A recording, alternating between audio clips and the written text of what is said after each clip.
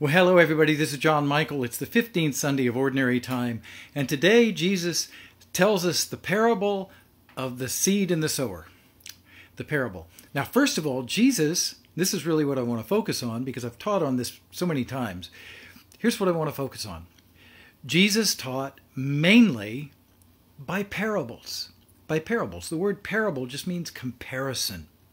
So he would compare something in the world to a spiritual lesson. Now, Jesus could quote Scripture. He quoted Scripture to the devil because the devil tried to quote Scripture to him, and he said, no, you're not quoting it rightly. Here's what it says and here's what it means, and he put the devil to flight.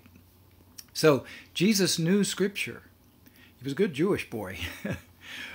But when he taught the multitudes, he tended to use not just Scripture. As a matter of fact, he used very little. He taught by way of parables. What does this mean? Well, it means that when you are really, really spiritually reborn, when you're liberated, to use Buddhist language, or born again, to use evangelical language, when that happens, everything changes.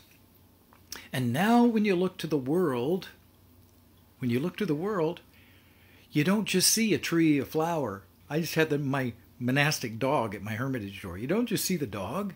You don't just see people. You don't just see work. You see spiritual lessons in everything.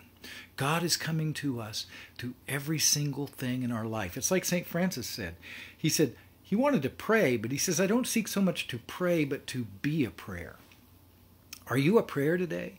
Are you able to find the lessons of God, not only in Scripture and tradition and the magisterium of the church? Those are all necessary to give us the basic foundations to help in our discernment. But once you have that, and once the power of the Spirit is alive in your life, now you can really, really look at everything and hear what Jesus has to say for you.